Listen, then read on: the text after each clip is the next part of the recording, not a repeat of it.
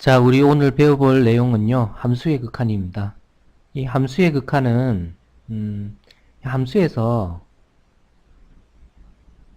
이 그래프에 관심이 있는 거죠. 그래서, 이 그래프가 그려진 상황에서 만약에 극한을 생각해 본다 그러면은 명확하게 드러나는데, 뭐 그렇지 않은 상황일 때도 계산을 해야 되니까, 일단 분류를 좀 한번 해봅시다. 그러면은 여러분들이 예전에 이 수열의 극한을 배웠었죠.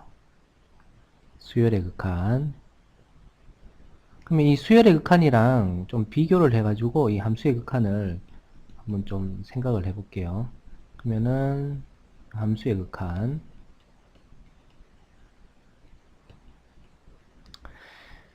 자, 우리 극한 그러면은 리미트였습니까? 리미트? 그러니까 이 수열의 극한에서 불가능한 거를 가능하게 해주는 게 우리 극한이라 그랬습니다. 맞죠? 그때 우리 수열 AN에서 수열의 극한이라는 거는 불가능한 상황이 뭐였습니까? 그렇죠. 이 항수를 아주 크게 해보는 이런 상황을 생각했었습니다. 맞죠? 그렇습니까? 그래서 수열의 극한에서는 이 자연수 n을 굉장히 크게 해보는 이런 데 관심이 있었죠. 그래서 n을 크게 했을 때 어떠한 실수값에 한없이 가까워지면은 이 수열의 극한값은 알파다 이렇게 얘기를 했었습니다. 맞죠? 실수값을 가질 때. 됩니까? 그래서 똑같은 맥락으로요. 이 함수의 극한도 마찬가지라는 겁니다. 뭐 여기에 지금 여기가 fx 이렇게 들어간다고 생각하면은 이 x가 굉장히 커지면은 그랬을 때 얘네들이 이렇게 어떤 값을 가진다 이러면은 우리가 이 함수의 극한이 알파로 수렴한다 이렇게 얘기를 하죠. 그래서 지금 보면은 같은 상황이라는 겁니다. 요거는 n을 무한대로 했고요. 요거는 x를 무한히 크게 했죠. 됐습니까?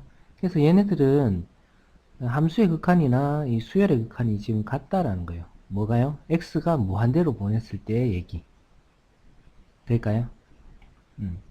그 다음에 함수의 극한은 우리가 그 함수라는 거는 좌표 평면 위에 그래프를 그릴 수 있다 아닙니까? 맞죠? 그래서 이렇게 그래프가 그려져 있다 그러면은 지금 이런 극한 상황을 생각할 수 있는 케이스를 생각해 보면은 무한대로 보내는 방법이 있고요. 그 다음에 음의 무한대로 보내는 방법도 있습니다. 맞죠?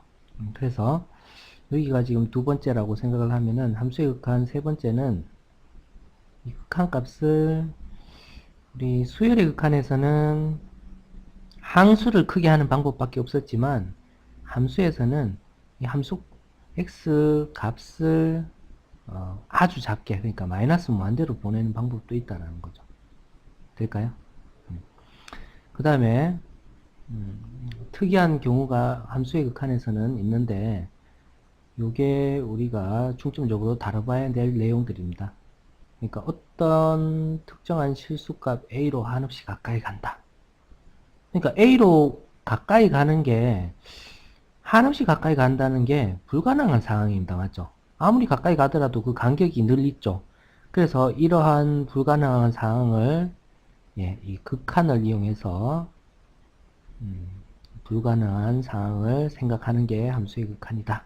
이렇게 생각하면 되는 거죠.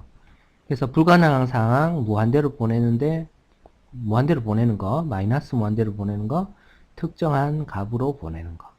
이렇게 됩니다. 그래서 특정한 값으로 보냈을 때, 뭐, 이 값이 만약에, 뭐, 이렇게 알파, 이렇게 극한값이 존재할 수도 있고 안 할 수도 있습니다. 맞죠? 그러면은, 뭐, 이 실수 값을 가지면은, 극한값이 존재한다 얘기를 하고요.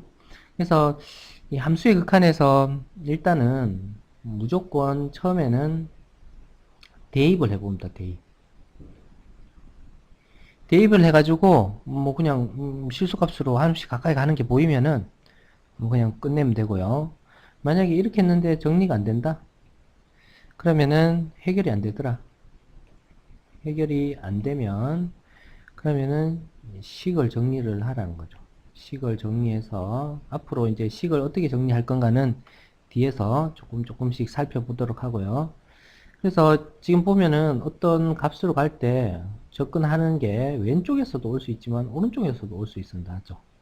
그래서 뭐 지금은 요 값에 가까이 가는 것 같은데요. 이렇게 올 수 있는 거죠. 그래서 왼쪽에서 오는 극한이랑 자극한이랑 오른쪽에서 오는 이 우극한 값이 같을 때 우리는 이 함수에 극한값이 있다라고 얘기를 한다라는 겁니다. 이 첫 번째 경우에서 얘기입니다.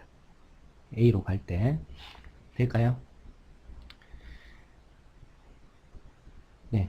그리고 이 세 번째 얘기는 제가 뭐 아까 전에 바로 이어서 하지 않았는데요. 이 두 번째 얘기하고 같은 얘기죠. 마이너스 무한대로 간다라는 거를 우리가 실수를 안 할 것 같으면 그냥 생각하면 되는데요. 만약에 실수를 할 것 같으면은 마이너스 x 자체를 t로 치환을 하게 되면요. 다시 2번 얘기로 바뀌는 겁니다. 맞죠? 맞습니까? 그래서 이 t는 무한대로 가는 거고 그러면은 f의 마이너스 t 이 함수가 좀 달라지는 거죠. 그래서 2번하고 동일합니다. 맞죠? 2번과 동일한 얘기가 되는 겁니다. 그래서 2번, 3번은 수열의 극한하고 같다라는 겁니다. 어떤 관점에서 같냐 하면은 뭐 예를 들어 볼게요.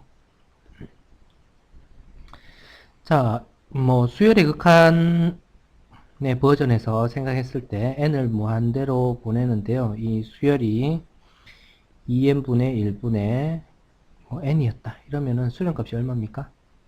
네, 2분의 1이었죠. 2분의 1. 차수 비교하니까요. 됐습니까? 그러면은 이거를 똑같다라는 거죠. 2x 플러스 1. 이 n 대신에 x로 바꾸면은 이게 같은 함수 아닙니까? 그래서 이거는 수열, 이건 함수. 뭐 같은 상황이죠. 차수 비교하면은 2분의 1로. 이렇게 된다라는 얘기입니다. 그래서 2번, 3번은 우리가 수열의 극한에서 배웠던 내용하고 일치하게 우리가 수렴을 판단할 수 있는 거고, 그 다음에 1번 같은 경우는 어떤 특정 값으로 갈 때는 반드시 뭐로 파악을 하라고요? 자극한, 우극한으로 판단을 해줘야 된다. 자극한하고 우극한이 같으냐. 왜냐면 왼쪽에서 올 때 값이랑 오른쪽에서 올 때의 값이 만약에 서로 다른 값이라고 주장을 하게 되면은 뭐 값을 가진다 이렇게 얘기 뭐 하는 거죠. 되겠습니까? 예.